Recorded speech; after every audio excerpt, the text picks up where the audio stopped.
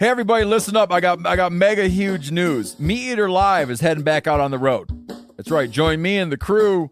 Clay Newcomb, Cal, Yanni, Spencer's going to be there. Phil the Engineer's going to be there. Meat Eater Live headed back out. Now, when you get every ticket, okay? Every ticket you buy, you get a signed copy of our new Meat Eater Outdoor Cookbook. This tour is celebrating the release of the book. Buy a ticket, get a signed copy, Meat Eater Outdoor Cookbook, wild game recipes for the grill, smoker, camp stove, and campfire, which I'll point out is a $38 value. Here's where we're going to go. April 23rd, the Mesa Arts Center in Mesa, Arizona. April 24, the Balboa Theater in San Diego. April 25, the Grove in Anaheim, California. April 27, the Crest Theater in Sacramento. April 29, the Union in Salt Lake City. April 30, the Egyptian in Boise. May 1, the Wilma Theater in Missoula. May 2, the Bing Crosby Theater in Spokane, Washington.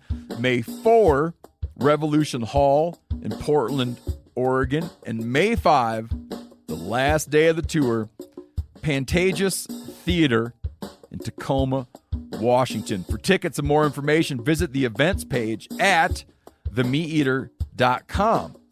Hope to see you at the show. Hey, this is Tyler Jones, and you're listening to the Element Podcast.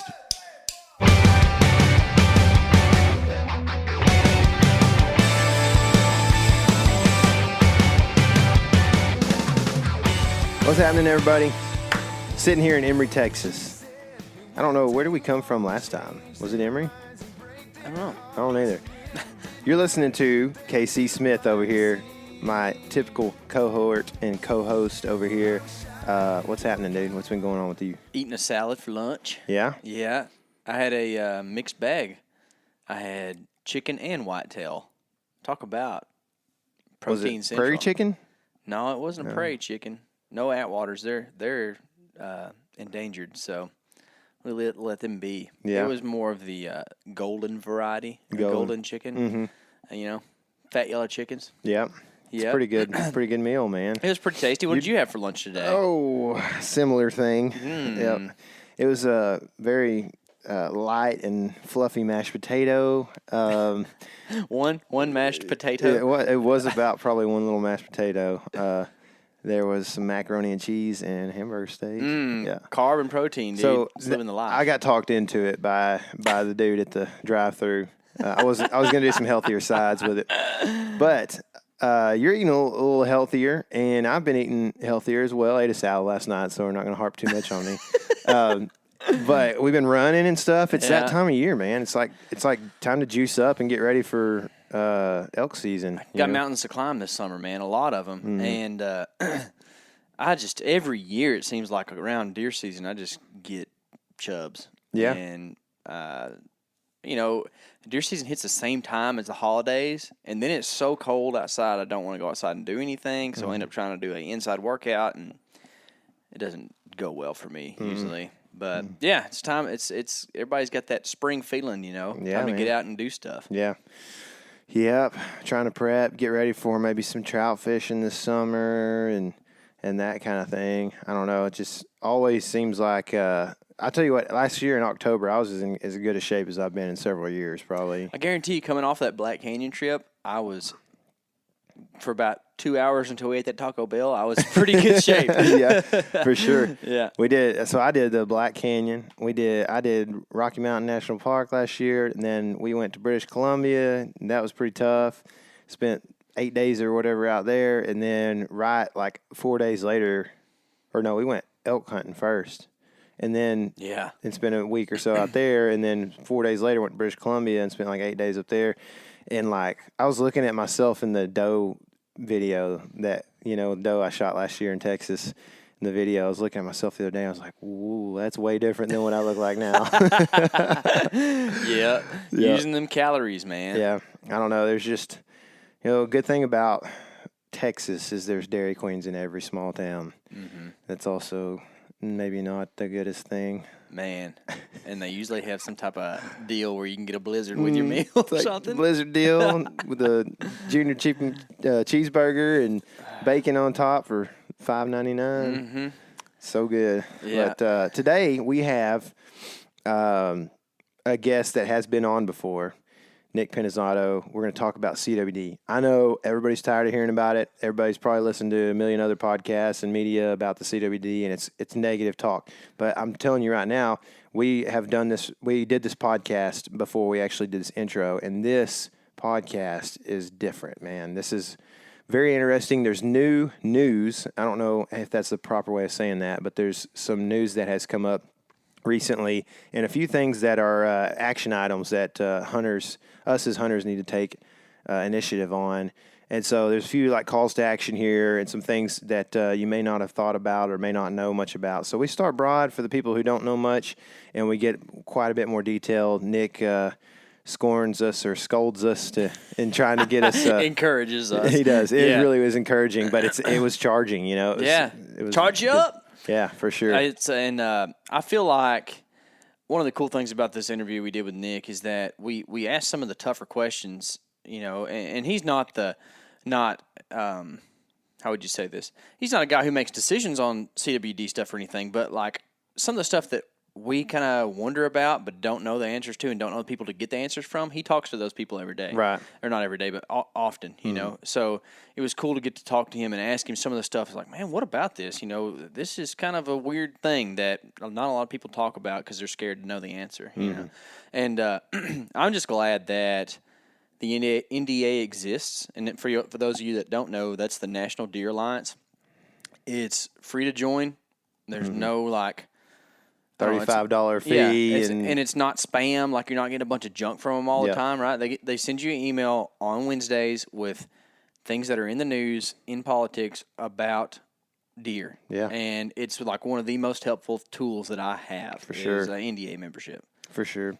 And, you know, this whole issue that we're talking about today is it hits close to home with, you know, they're just the discovery of CWD in recent years here in Texas and all of the deer farms that we have. And just, I know, you know, we spend a lot of time with some of our buddies at Texas BHA, and I know there's several guys, our buddy Jared, who's very interested in this, and we would all like to see just some state level address towards this problem. You know what I mean? So it's a good podcast, I think, to listen to. If you've listened to CWD stuff before, you may fast forward to 5 minutes or so, but we really get pretty detailed pretty quick. Yeah. Another thing that we have been up to is we've been fly fishing a little bit. And them carps are fun. Yeah, they are fun. Giant fish. Yeah. So look forward to a little bit more media about that. But tune into our stories because Tyler and I are going to ditch out early on work as often as we can to go do this because it only gets better from here. Mm-hmm. We've also talked about squirrel hunting because it's open now. Yeah. As of May, I'm pretty sure squirrel's open for a month. So we need to get out there and get after some of those tender little baby squirrels. Tender ones. Man, there was like 3 cat squirrels in my parents' yard today. Why didn't you get them? I had to come over here with you. I had a nail gun instead of a shotgun. That's it, man. Too bad. I know it. Which also works. Yeah, you just got to hold the thing back. That's right. Just watch your finger. Don't blow it off. One thing that I've been wondering, I talked to you about this, and we really don't have an answer for it. So if you do, that'd be good. I've never really hunted the spring season for squirrels. Do they have fleas? Tyler is so concerned about the fleas on these squirrels. Dude, okay, so, I didn't, we grew up, like we didn't always have, the nicest things in the community or tons of land or anything like that, I don't want to say we were poor or anything, but, because I've seen some poor people, but, we had a flea infestation in my house for several years in one of the first houses we lived in when we moved down here. And so, fleas are not cool with me, really. I don't like them much at all. I mean, you literally could just walk across the living room and have like 15 of them just jump all up on your socks and start eating on your leg, Yeah, it's one of those things where it's like you feel dirty because you have them, but it's really not your fault. Yeah. You know what I mean? Yeah. We had when I was young, we were between houses. My dad, has built houses for a long time, and we lived in an apartment for about 3 or 4 months. And the people next to us had pets, so we got the fleas, even though we didn't have the we didn't bring them in or anything. We had like the same kind of thing you're talking about. You walk across the floor and it's like all over your leg looks like pepper. Yeah. Like, and you it just ticks all me of a sudden off. you don't even recognize it until one of them bites you and you're like, oh. And then there's like 40 of them on you. You're like, how did this happen? So I have, as many males do, hairier legs. And something about the hair on my legs is it's very sensitive to touch. So anytime a tick or a flea or a mosquito or anything touches me, I can feel it through the hair. It's kind of like a cat whiskers, you know what I mean? Not so me. I know when I can feel them down my legs. It's kind of nice. Not me. I don't know if I'm too much Indian or what, but I don't have very much hair on my legs. Hey, you got a decent amount. It's decent, but Yeah. I'm not the manliest, hairiest guy on the planet or nothing. Yeah. Can't really grow a beard like you. Yeah, that's I'm for sure. pretty hairy guy. So, what do you think, man? Is it time to get Nick on the podcast? Yeah, or you got something else? let's holler at him. Y'all be sure and check the show notes on this show because we talk about a lot of things that we're going to reference down below. Most importantly, the NDA website and joining the NDA because they will keep you well informed. And then there will be a big list of stuff that we're going to talk about in this podcast. For sure. So let's get Nick on the phone and let's listen to what he has to say. All right, so on the phone we've got Nick Pinizzotto of the National Deer Alliance. How's your spring going, Nick? It's going pretty well. How are things going for you guys? Going great. This is like the heart of working season for us, so that we can take November off. Well, I certainly can appreciate that, and I know I've been trying to do a little turkey hunting, but I've only been out a couple of times because my work schedule's been pretty crazy. So we got to figure out how to get work out of the way of the stuff we really like to do. I know it. And the thing for us, it's a little bit different for us, and I don't know how much you know about the landscape we live on, but we don't have turkeys in the direct area we live in. And that sounds crazy because we live in Texas, but we don't have turkeys here. Well, I just assumed that there was all kinds of diverse game everywhere in Texas. So I'm a bit shocked to hear that. Yep. We're in a hole where there are not turkeys, and actually, the majority of the U.S. has a healthy turkey population, and we're like the forefront of the NWTF. Right now, their purpose. So it's kind of cool to be part of that conservation story that's happening right before our eyes. Absolutely. So let's go to CWD a bit. And personally, I've been hearing about CWD for several years, and I've really tuned into it the last few years, trying to better understand it, done research, and also just listened and watched and read a lot of the media that contains CWD. And it's hard to digest sometimes because there's not a whole lot of light in the situation. But, Casey and I recently spoke with a hunter who I would say has a decent bit of influence in our community. And CWD was kind of a new thing on his radar. I mean, he definitely knew about it, had been doing some studying on it. But with that said, can you explain the difference in EHD and CWD for those who may not know? Yeah, definitely. And it's interesting you bring up EHD because a lot of people, we just assume everybody knows the difference, but that's not really the case. So CWD is the number one difference between the two is CWD is always fatal. Any deer that gets it is absolutely going to die. It's transmissible from deer to deer contact. We're also learning some things about it being transmissible even through things like soils and areas that deer have in common, that they share in common anytime you have deer in close confinement with each other. So deer farms, for example, is a place where the disease can easily spread because the deer are in such close proximity. But it's an always fatal disease. It's a brain disease, just very much like mad cow disease, except for in deer. And it's in 25 states now across the country, and probably in more states that just don't know about it yet. EHD is a different disease. It certainly can be fatal most of the time, but in areas that have had EHD outbreaks, the deer can actually develop antibodies over time so that if there's an outbreak later on, it's going to be less significant, less severe. But it comes from biting midges. A lot of times people refer to them, the no-see-ums, these tiny little midges. And in particular, it seems like drought years can be worse. And you get deer congregated around water sources and these biting midges.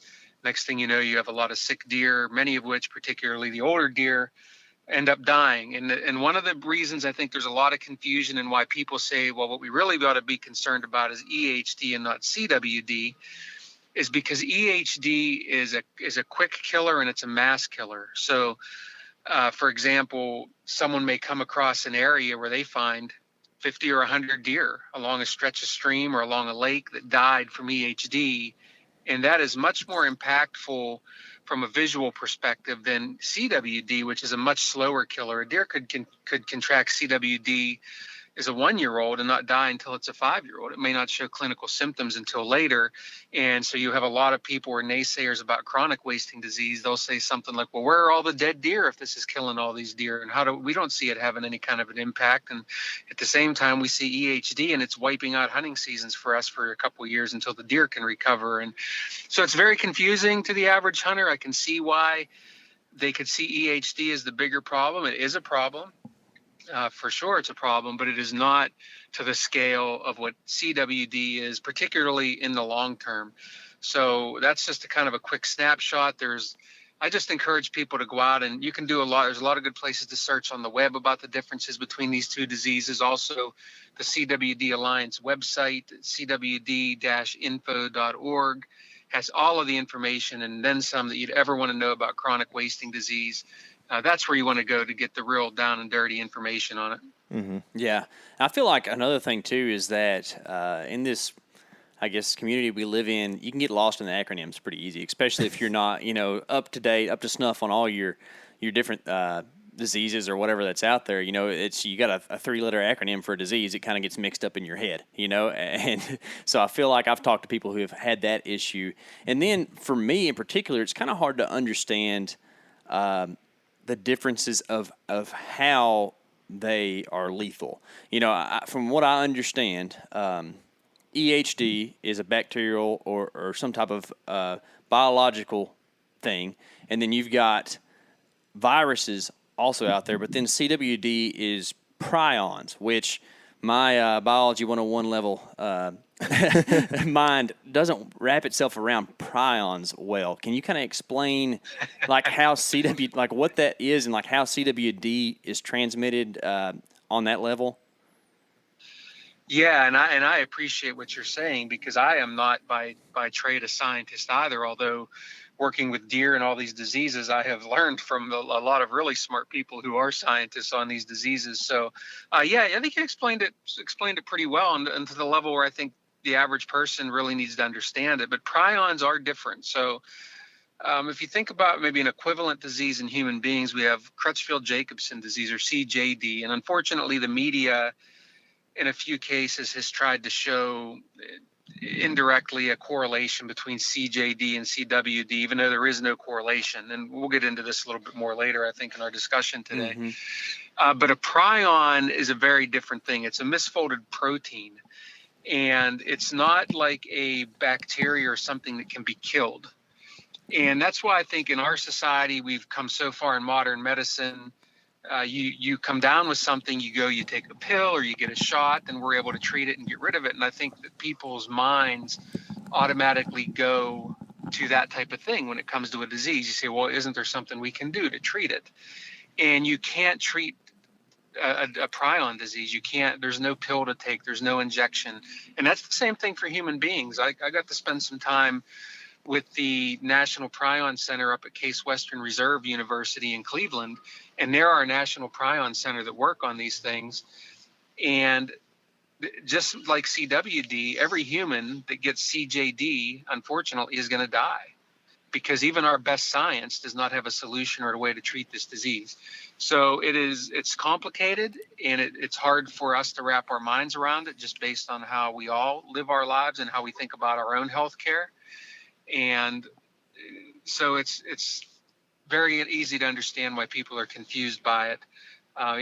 You're not going to kill a prion. It's just different. And that's why we find out that they can remain in the soil for years on end. If you have, for example, some of these deer farm sites that have been depopulated for years afterwards, testing in the soils there and in the plants still show the prions there. Mm-hmm. So that's a very, that's why sometimes the national media has called it the zombie disease because you can't kill it. Mm-hmm. And so that's something that's just difficult to get your head wrapped around. Sure, yeah, and zombie disease is probably a really good headline for people to sell stuff, which is kind of the, I guess it's kind of one of the, letdowns of society is that oftentimes it's all about the sale or Sensationalism. how many copies you can, or how many clicks you're going to get off of this story headline, as opposed to like trying to get straight facts out to folks, which is why I appreciate the NDA and being a member of that and getting that weekly email that keeps you well informed on things. So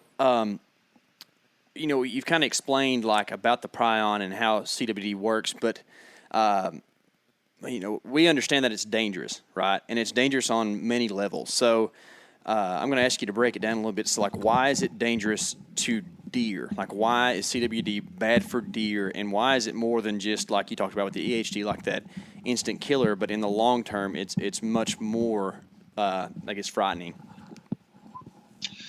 Yeah, and there's a lot to that. So I'll do my best to keep it as simple as I can. So with EHD, for example, if you have a local outbreak, it's gonna suck, right? Because it's gonna impact your hunting season.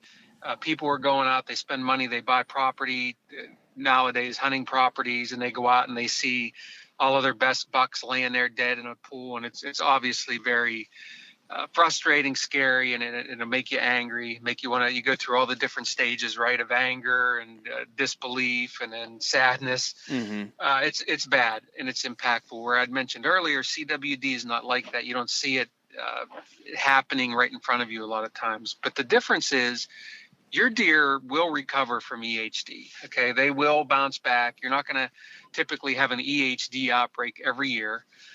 Your deer will bounce back, they'll develop antibodies, and they'll be stronger for it in the long run, and you can recover. With CWD and some of the research we're seeing, we're talking about population level declines. We're talking about over time, areas just having less and less deer, to the point of maybe even no deer in some areas, because it's just so infected.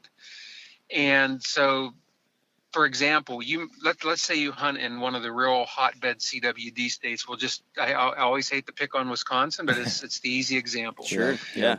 And it's as simple as, you may not notice it in 1 year or 2 years, but then maybe all of a sudden by the third year, you're noticing, man, I used to see 10 to 12 deer per sit, and now I'm seeing maybe 7 or 8. And then pretty soon to the point where you're seeing, man, I used to see 7 or 8 deer, and now I'm just happy to see a antlered buck every 2 or 3 hunts. And that's a very real thing. It doesn't impact you immediately like EHD will, because you can see it right in front of you.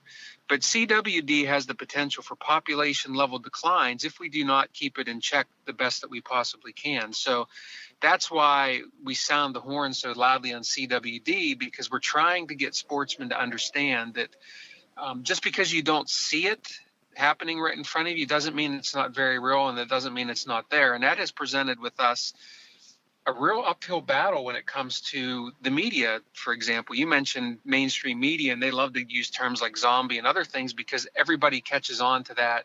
It's quick, it's catchy, whereas we don't have the influence as an outdoor media to get the right impression across, to say, to get away from terms like zombie disease. So our explanations tend to be way more complicated. It's hard for me even discussing this with you guys and your audience to try to boil it down into something that's consumable. And we struggle with that. And therefore people don't understand it. And then if you go all the way to the average hunter, people that you guys may talk to that say, you know what, I think this whole CWD thing is kind of a hoax. I'm not seeing it anywhere. I don't really think it's a problem. And then the easy thing is to just believe that it's not really there. It's not real, or it's something that's made up. And that's what we're concerned about. We're trying to get the word out. We're trying to make people aware of it, but we're also not trying to scare the heck out of people and keep them from hunting, because again, there are management techniques that are being done across the country. There are a lot of, I just came from meetings in DC last week where you got a lot of great conservation organizations working together on this to find solutions. Now we just need to bring hunters into the fold, educate them, and say, it's out there. We're working with it. We're learning to live with it. We need your help to do that. But it is something that you need to be ultimately educated on and concerned about. Yeah, sure. And I think you bring up a really good point about the hunters. Like, that's kind of the next level of like what this is dangerous to, is because we all really cherish the wildlife and the food resource and the culture of hunting. And let's face it, whitetail is king, right? And this doesn't just affect whitetails. I mean, you're talking about pretty much every cervid native to North America is vulnerable to CWD, correct?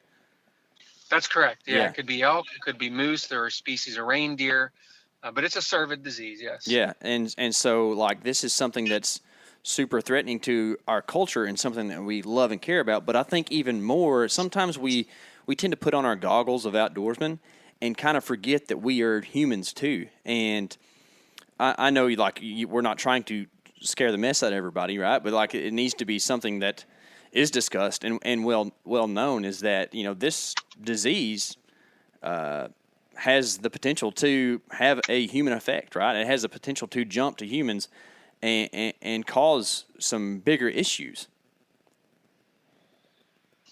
And that's the terminology that we have to be careful with, because so for the official stance from the Center for Disease Control, the CDC, is that they recommend not eating deer that are found to have CWD.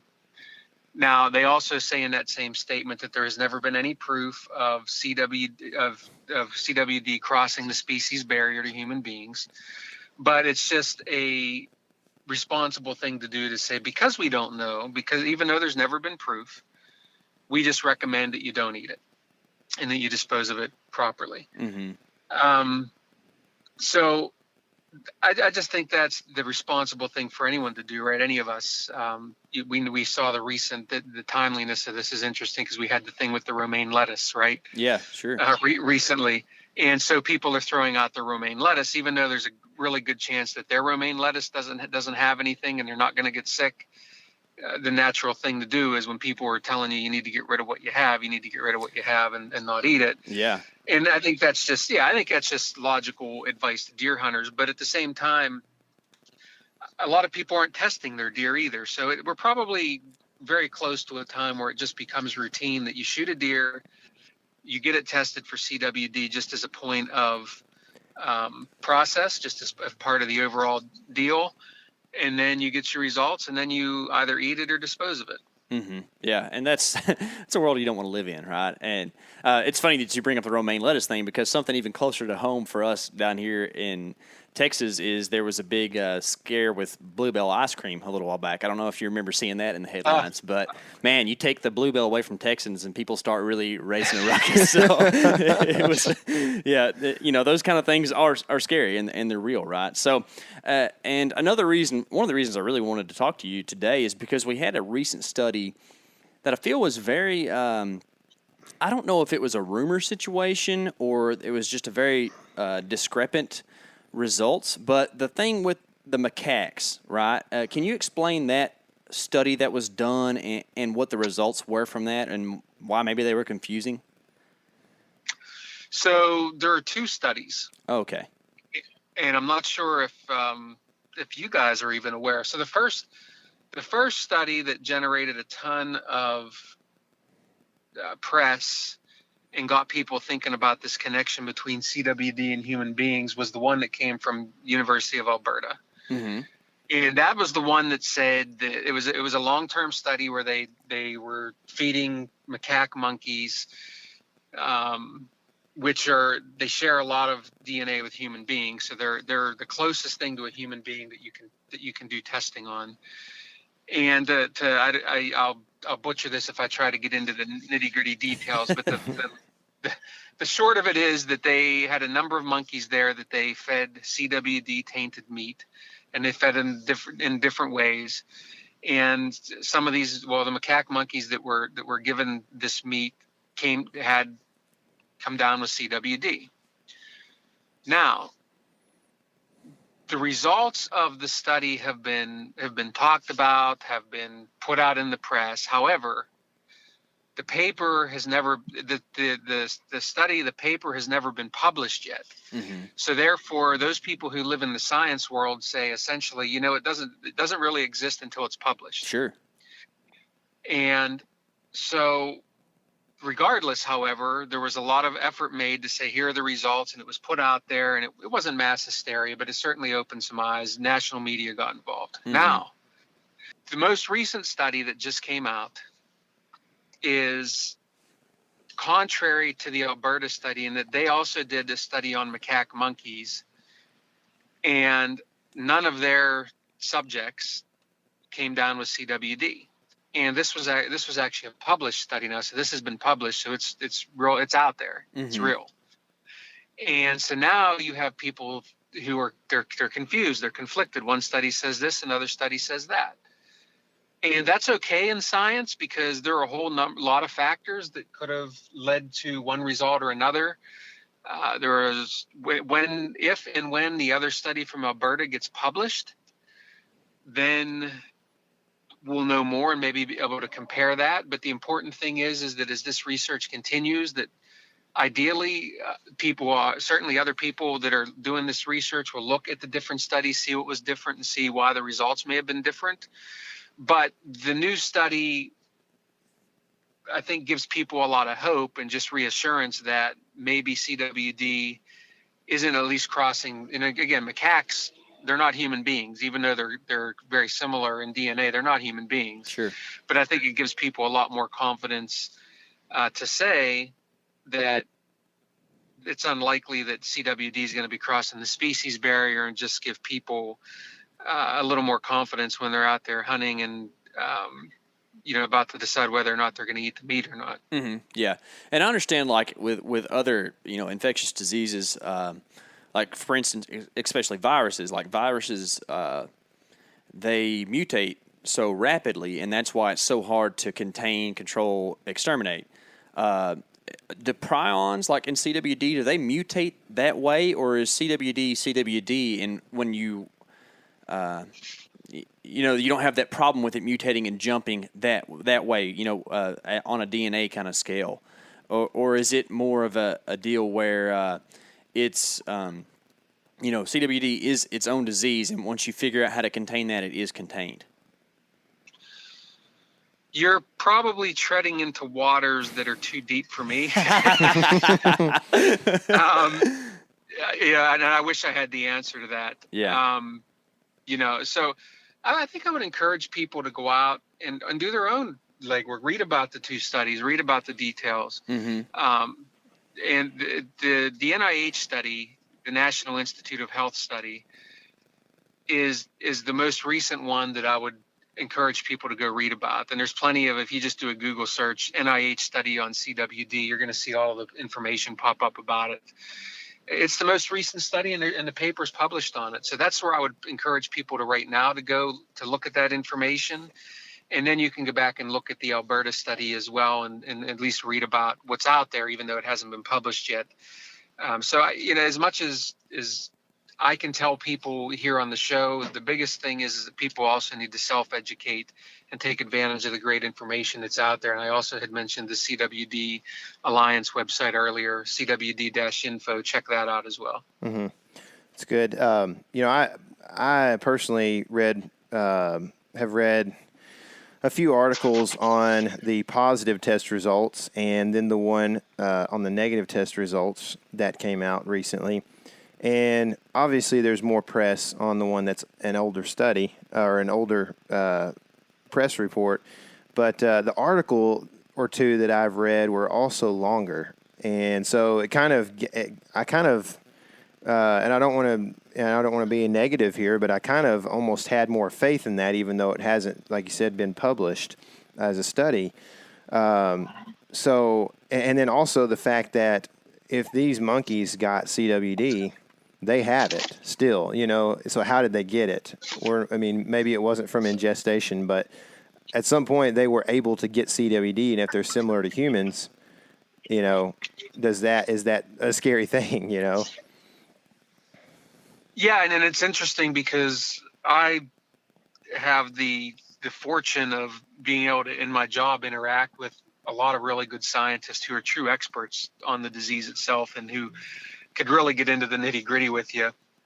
And it's interesting, your reaction is someone that doesn't do that on a daily basis. Your reaction was, you know what, I'm putting my credence in the first one because these monkeys got CWD and there's a lot of information out there about it and I'm concerned. Whereas some in the science community put more credence in the more recent one because they say, this is published science, this exists, whereas the other one's not published yet. We're skeptical because of that. Mm-hmm.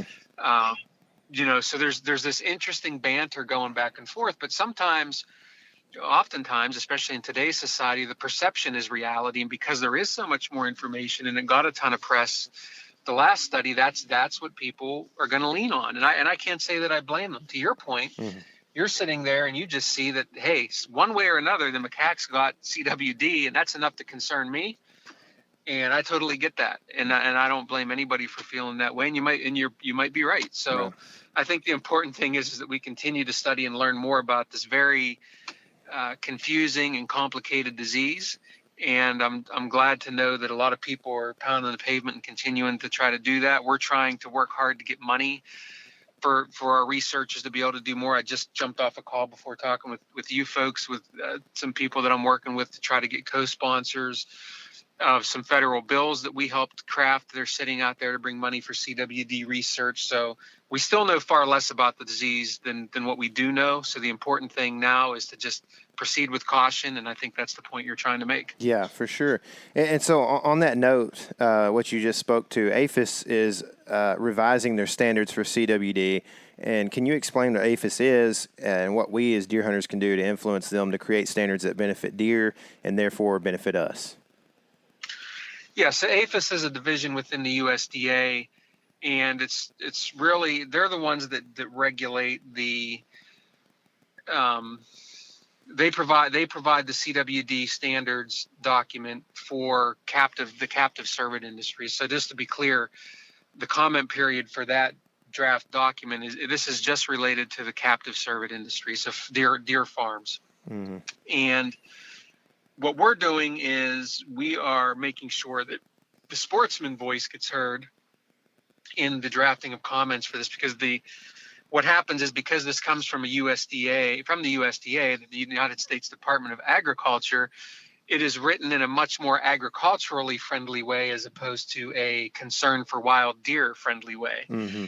And so some people look at this, especially the deer farming community, and they think we're trying to attack deer farming, and that is not the case. What we're trying to do is say there are important standards that need to be in place to keep captive deer in captive and keep wild deer wild. There shouldn't be an intermixing of those things. And for very sure, we don't want to have a situation where you've got a farm with CWD and a potential interaction with wild deer and have it spread further into the wild. Now you'll have folks in the deer farming community, they'll turn that and say, well, we don't want our captive deer infected by CWD wild deer, and you can go back and forth on that argument. So if that's the case, then okay, well then it behooves you even more then to make sure your securities are in place to make sure that doesn't happen. So the bottom line is we both want to keep our animals separate, but it is USDA APHIS that puts out the guidance and the documentation through the CWD standards for captive deer farms. And we want to make sure that there's as many protections in there for wild deer as possible. And that's just the right thing to do. And as it's written right now, there are many loopholes in there, a lot of things that we feel aren't strong enough. And because of that, we've been putting on a big push to have people submit their comments. I can tell you that all of the major conservation groups are submitting comments.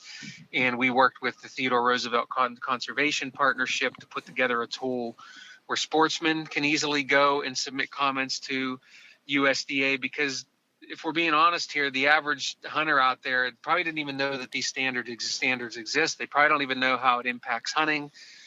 And we're trying to start to educate people to make everybody more aware of the things that are important to wild deer and wild deer hunting. Mm-hmm. And personally, I have sent my comment in, and we will link to that in the show notes. So if you're interested in commenting, please do that. There's so many things that I have to say, or I could say, in response to what you were talking about just now.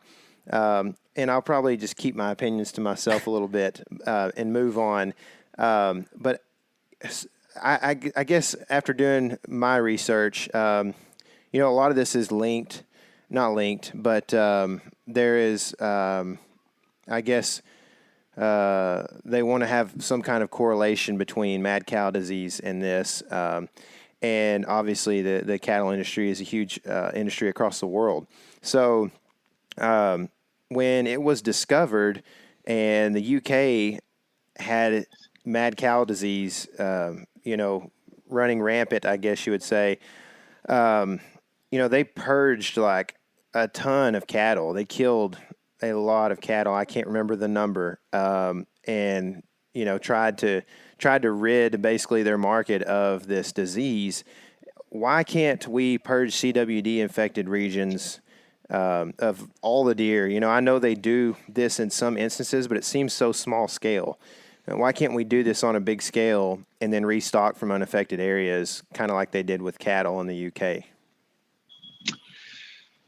It's an interesting thought. I mean, I think number one, the cattle issue is quite a bit different because they're not out there roaming the landscape, right? Right. So they're not wild. They're not.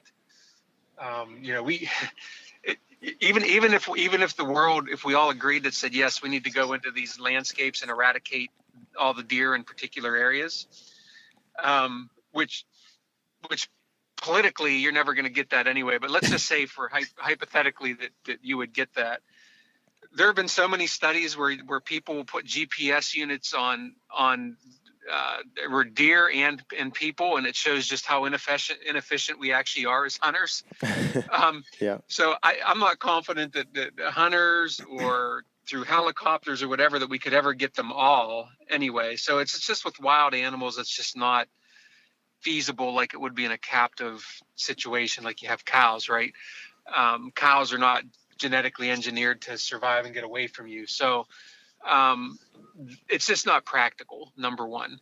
I think what's happening, or what most people see, is there are two elements at play here. There's the political element, and then there's the practicality and science element. And the political element is it's really hard enough to even identify a region where we need to really cut the population back and accomplish that, let alone eradication of deer in an area. Number two, the practicality of it is very difficult. So I think what we're trying to do, frankly, is a balancing act. We're trying to scientifically get as big of a sample and make as big of an impact as we think we can, while also being sensitive to the political aspect of all of this, and also the long-term economic ramifications, because we know that a lot of people have already quit hunting deer because of CWD being one of the concerns. And if we went into an area, and let's just say we picked a 3-county area of a particular state and said we need to completely eradicate deer in this area, that's a lot of people who probably are just going to say, the heck with it, I give up on deer hunting because you're wiping the deer out here. And then also there's the science that says prions are in the soils in these areas anyway. We're not sure we're accomplishing anything. Mm-hmm. So I think what you're seeing right now is state agencies really trying to, people get mad at their state wildlife agencies, right? And I'm sad about that, because I work with these people. They really, really are trying to do the right thing.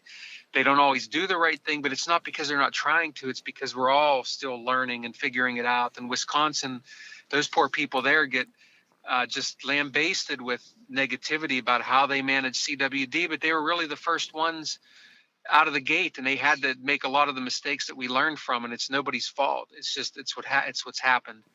And I just ask people to be patient with your wildlife agency. They're battling the sportsmen and their opinions. They're battling politics, and they're battling just the realities of the science. So this is a long road. This is a marathon. I think CWD is just going to be part of our lives. If you're someone that's a deer hunter or concerned about deer, and we have to learn to live with it, and we have to adjust our practices in order to accommodate that. Mm-hmm. Yeah, and I think that you touched on something there that's just another thing we have to live with is politics. And it's just from here on out, whoever decided that wildlife was political, like, established that precedent, and it will never change, right? And we will always have state wildlife agencies who are being pushed and pulled and prodded from all different directions.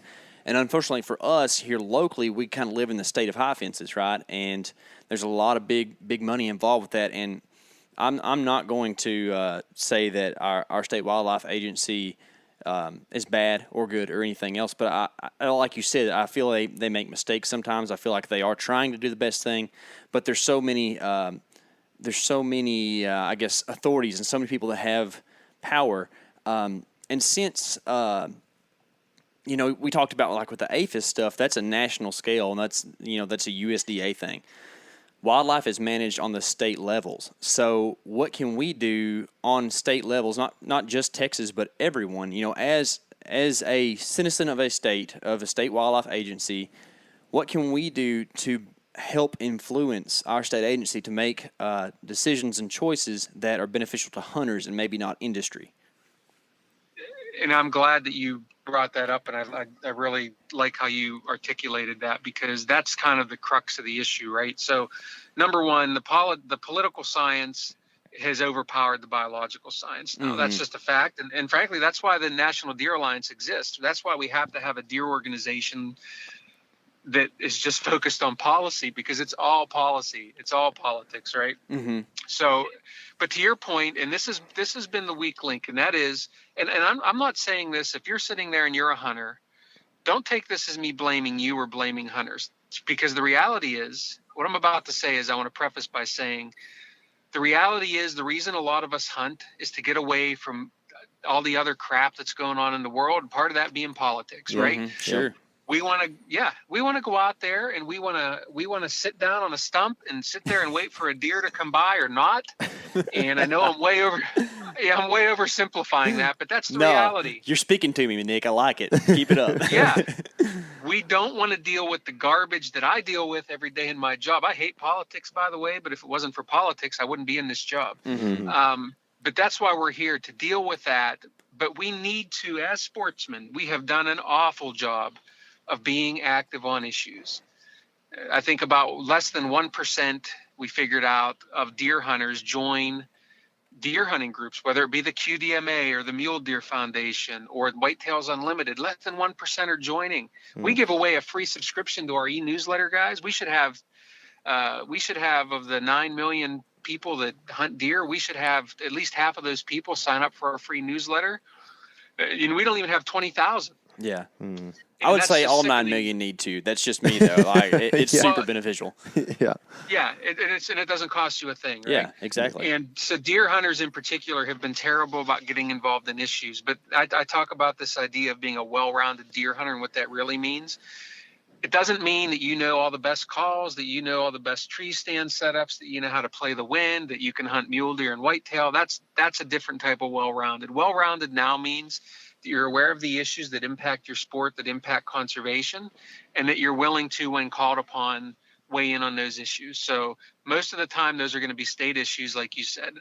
And what we try to do through the NDA is, if we're aware of state issues, like, for example, it wasn't all that long ago that there were a number of bills introduced in your state that we put together action alerts for, and we have a system on our website where people can go with a couple clicks of the mouse and weigh in on an issue. We should have thousands of people doing that, because we're making it easy on you. So I guess I just implore your listeners to say, you know what, I need to be a little bit more well-rounded. I'm not going to sit there. I don't have the time to sit there and dig down into the depths of some of these things, but I do at least need to pay attention to what the other national deer groups are saying, what the National Deer Alliance is saying, and be willing to at least weigh in a few clicks of the mouse and let people know how I feel about an issue, and then go on about your business, because we need all hunters to band together to allow us to go out and sit on that stump and just sit there and hope that a stinking deer walks by or not, without having this burden our minds all the time. So we just have to do a better job, and it comes back to hunters. Hunters are the ones, we tax ourselves, right? We talk about Pittman Robertson dollars. We talk about the money from license sales going to wildlife conservation. We've done it before, and we need to do it again. We can't expect somebody's going to come in and save us. Listen, hunters, all you listening, we have to save ourselves. This is on us. Like, we have to own this, and the sooner we figure that out, the better off we're all going to be. Yep. Yeah, man, I could not agree with you more. In fact, you just took the words right out of my mouth with the whole Pittman Robertson thing, because my next question for you was going to be, why can we not create an excise tax of some sort to help fund research for things like CWD or any other thing that might pop up in the future? I feel like we have all of these things that help with habitat, and habitat, of course, is super crucial, but the biological health of a species, of a population, is so important too. And I feel like either we need to find a way to tap into some funding there, or create our own, whether that be through a stamp or through, government policy or whatever. I don't know. $1 per, habitat stamp here in Texas would go a long way yearly. You know what I'm saying? We have a ton of hunters here in our state. And I just think about if you had a CWD endorsement stamp that was $1, and if you expected to deer hunt and use a tag, that would go a long way just here in our home state even. Yeah, and that's been brought up in some of the circles I'm running in. A lot of people have suggested that could be an option. And I think one of the reasons that could be attractive too is a lot of people, when they buy their hunting license or they buy a gun or ammunition, they don't even necessarily know that they're supporting conservation efforts. I often wonder if we got rid of the tax and instead told people, okay, now it's time for you to contribute your money toward the issue. I wonder how many people would actually do it. Oh, yeah. Yeah, just like when you fill up your gas tank, you know that there are a ton of different taxes on that fuel going into your vehicle that you don't even want to think about, right? So it's just second nature. Gas is what it is, and you put it in your car. Well, that's why I think something like a stamp or an addition to a license fee or something along those lines would be the easiest way to go, just because people don't see it as much. They wouldn't notice an extra dollar necessarily for those types of things. So it's a legitimate idea, and I think it's one that's being batted around, although it's just so difficult at a time where people are just so anti-tax and being burnt so many times by wasteful spending that people get concerned about it. But I think it's a viable idea. Absolutely. Yeah, I agree with you. So what can you give us as we leave here that, is either a fix to all this long term, or what is the best thing we have going for us now as deer hunters? I just want some hopeful pieces of information from you here. Yeah, and I'm glad you brought it back to reasons for us to be incredibly hopeful. Number one is we've never had a more educated hunting community. People are so educated now on deer and deer hunting and how to provide habitat, and this is a good time. It's still a great time to be a deer hunter. We still have those traditions. We still have the excitement of opening day, and deer haven't changed. Our knowledge and ability to hunt them and all of the gear and all those things is better than it's ever been. And, I'm still really proud and excited to be a deer hunter. And those things have never changed. The other thing I'll say, too, is it's not like deer haven't faced huge challenges in the past. If you think back to the early 19th century and deforestation, and there was no conservation, essentially. We almost lost deer.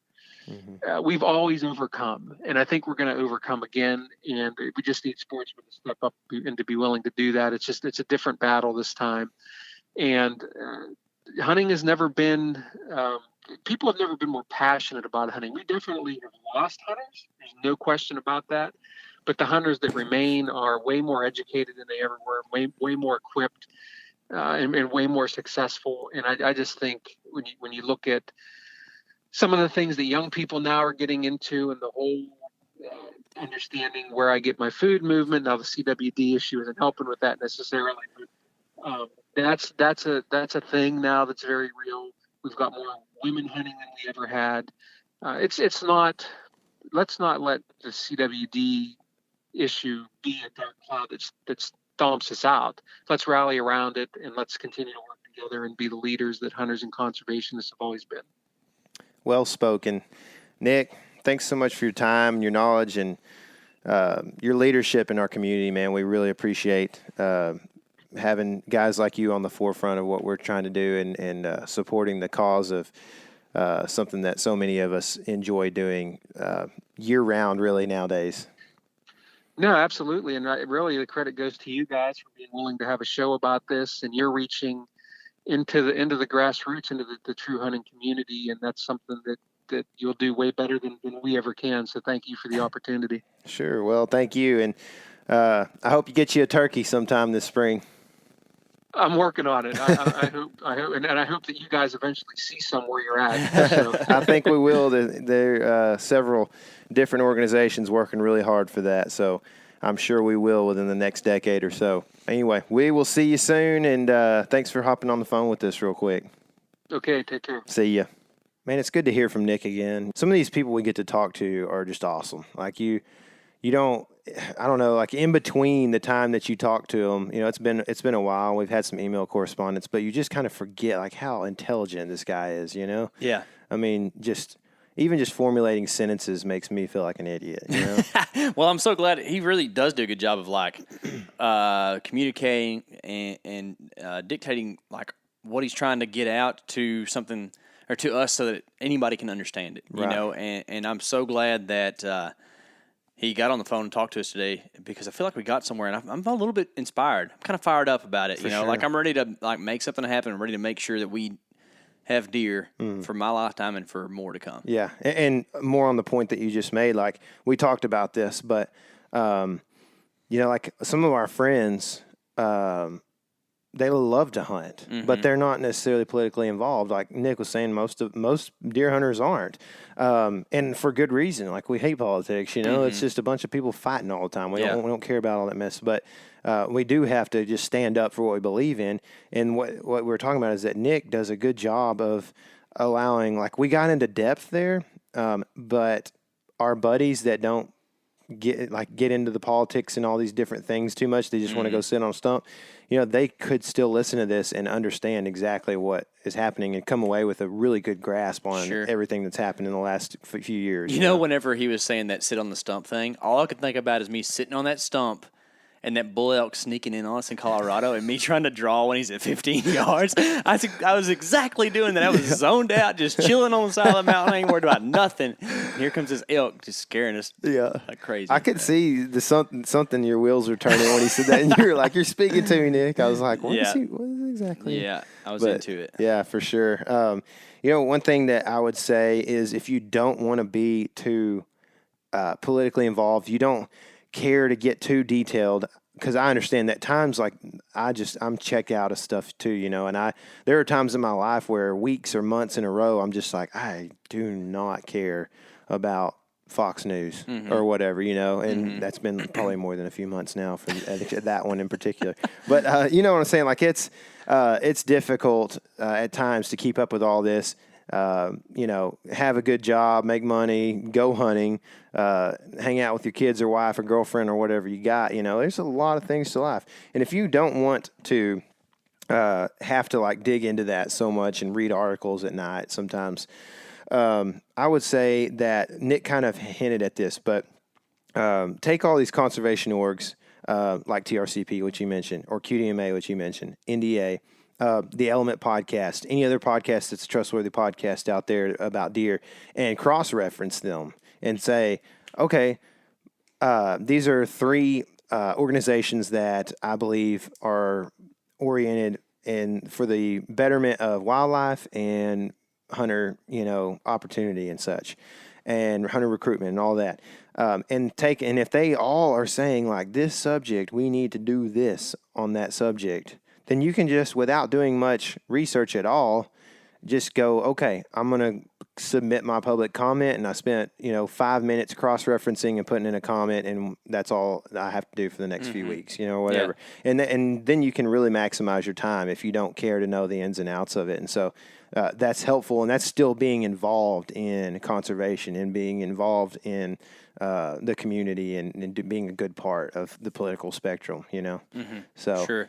Anyway, I guess that's about all we got this week, man. Yeah. We have a video though. Make sure that you go watch if you're looking for or happen to be looking for a little snake protection out there, which I was, and now I'm wearing snake boots. I did a review on the Lacrosse Venom snake boots that I bought a while back, and we've put some miles on them in this postseason. And the one time I encountered a cottonmouth, I didn't have them on, so it was pretty scary. That's right. So anyway, but I can't tell you how they hold up against a bite, but I can tell you how they hold up against a lot of the other elements. So go watch the video. It's in our gear review section of our YouTube channel, which is called the Element Evals, which is a cool made-up word that KC had. Short for evaluation. That's right. And so they're gear reviews. Yeah. Yep. But I just want to say thank y'all for listening, because to be honest, if it wasn't for doing this podcast and being involved with this stuff, I wouldn't be as informed as I am. This kind of holds me accountable to be informed on this stuff so that we can find a way to get the information out to y'all. So thanks for listening, because Yeah, I just really appreciate that and that accountability. For sure. Yeah, man. It's allowed us to just have the ability to get more involved with it, which is the dream. But, if you don't have a reason or accountability to do it, sometimes life gets in the way, That's it, man. So anyway, like KC said, I from the bottom of my heart, thank you guys too. And God bless you as you go about your week. I hope you have a great weekend, and we'll see you soon. Remember, this is your element. Living it.